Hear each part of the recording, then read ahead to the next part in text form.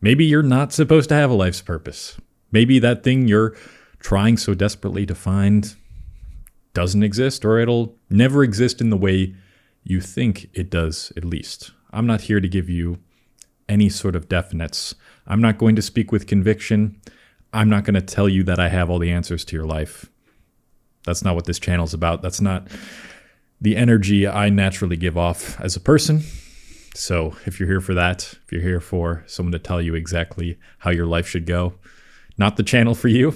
We're going to continue on speaking about things that society typically doesn't give answers for. In the last video, I talked about people who, no matter how hard they try, cannot seem to find a partner. And now we're going to talk about people who, no matter how hard they try to do different activities and hobbies, they just can't find that one thing that really sticks. And if you're that type of person, well, maybe you're not supposed to have that singular life's purpose. And I'll tell you what I would suggest you do instead. Now, society typically defines us by what we do, right? Like one of the first things that people ask you, what is your name? What do you do for a living? What do you do for work? And if this doesn't align with our goals in life or what we're passionate about, then it's not a purpose yet. And people will be like, oh, actually, a lot of people will just avoid that type of conversation entirely, where they won't even try to dig deeper into why you haven't dug up your purpose and really tried to figure it out and tried to enjoy more of your life. They'll just avoid that entirely to not make you uncomfortable, which in some cases is a good thing.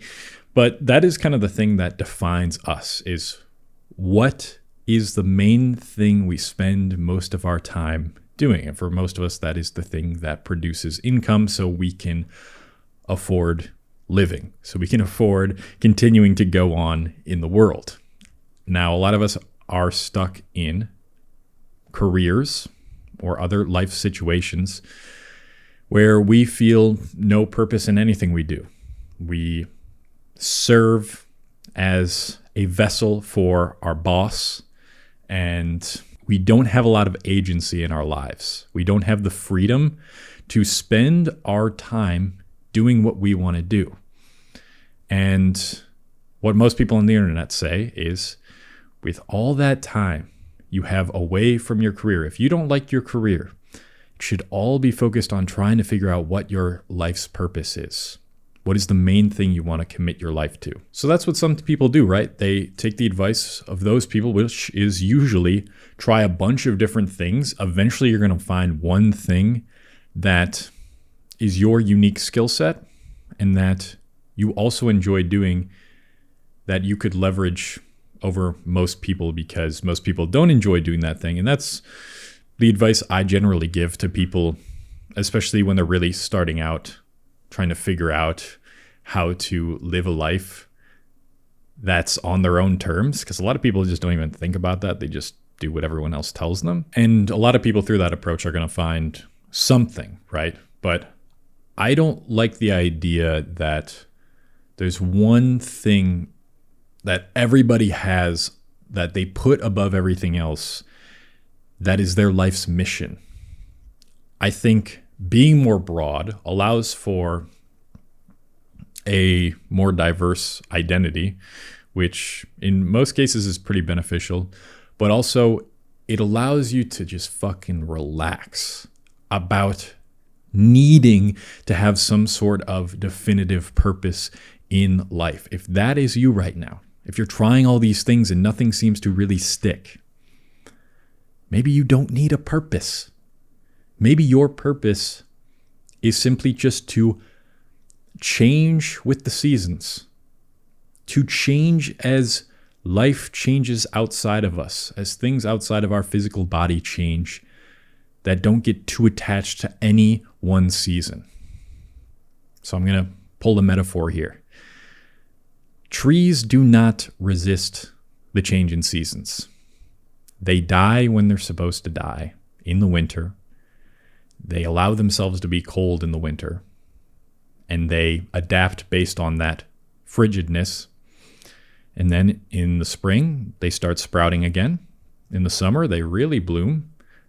They're having a good time, having all their leaves. And then they go back to whatever the season calls for.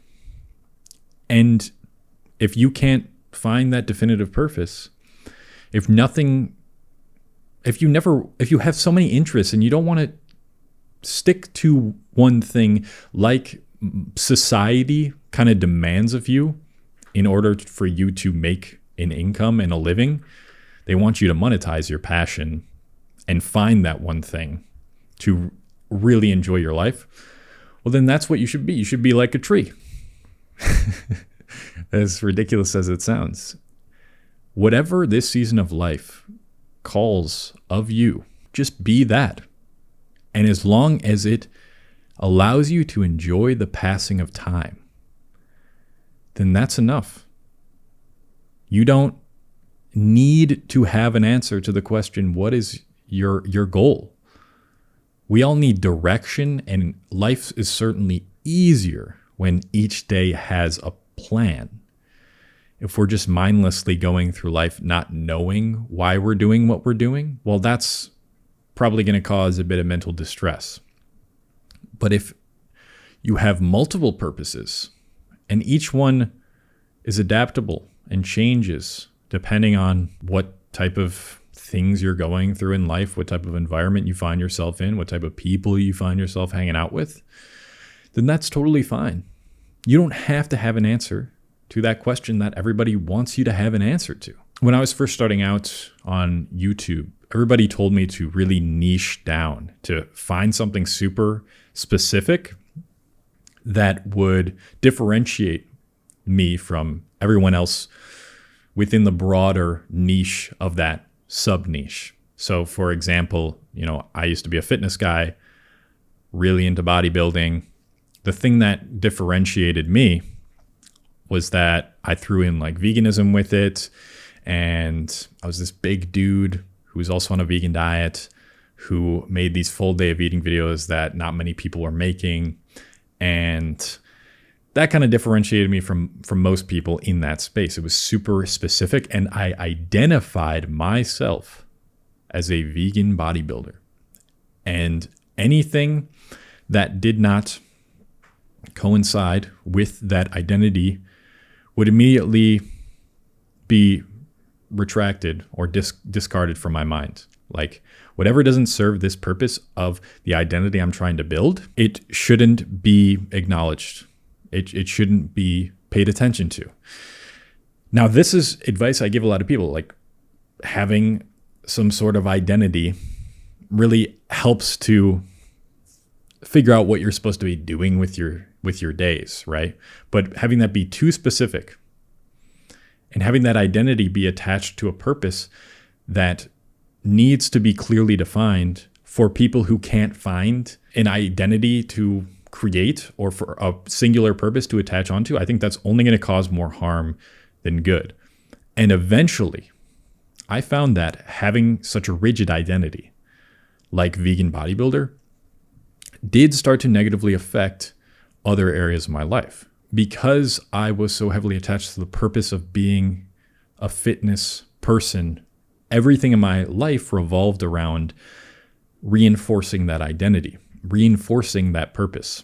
And as a result, I didn't open myself up to opportunities outside of fitness, just like going out on the weekends, hanging out with people, going on a trip that didn't have any gyms nearby. I would decline a lot of those types of offers, those opportunities to simply exist and explore life without being so attached to a definition that I gave myself and that I wanted to keep because society wouldn't judge me as much if I had a clear answer to the question, what is your purpose or what do you do in life? And I'm realizing how much I turned down or avoided, which could have been great chances to grow and explore more of what life has to offer.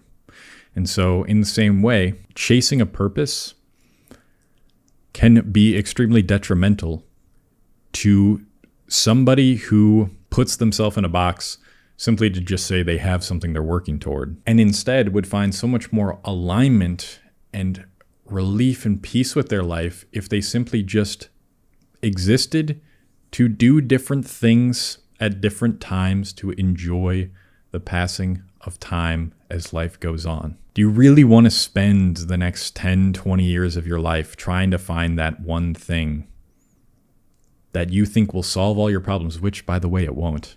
It'll give your life more direction, and having things to do on a daily basis, well, that certainly helps, like I said. Having a plan of action, not being confused. But think of how much you're going to miss out on the more that you try to define your identity, who you are, when clearly, if you've been trying for years already, if that's not working, then maybe you're supposed to be the person. Your identity is the identity that's ever changing. Your purpose is the purpose that is ever changing, that is simply meant to be there to, like I'll say, I think it's the third time this video, because now we're going to go into it. I really want to highlight this, stress this point. Enjoy the passage of time. Those 5 words, I've realized, matter so much more to me than having a clear purpose in which I can tell people, which I can clearly define to other people. I have no elevator pitch.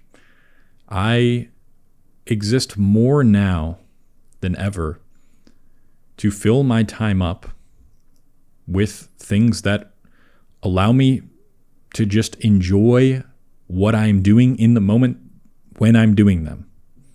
And what that looks like does not have to fit societal expectations or definitions of what you should be doing with your time. Now, it takes a lot of work at something maybe you don't want to do to get there, because in order to live in that way, you have to have agency over your life. You have to have control over your time, over what you do. But anybody at any stage in their life can find at least a little bit of time to live that way.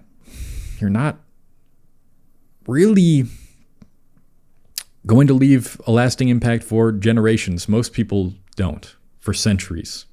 In a couple centuries, you'll probably be forgotten. And that's just the way it is. I don't know my great-great-grandpa. I learned nothing about him. Most people aren't going to leave behind that kind of legacy, and that's fine. That's it. That's all you need. And life gets a lot simpler. Not easier, but certainly simpler. And you overthink less. I've had the idea for a novel I've wanted to write for a long time now. But finally, the season in which it felt right for me to write this novel is right now. So this year, since the start of this year, I've been writing a novel, and I update my newsletter subscribers with updates on the novel every week.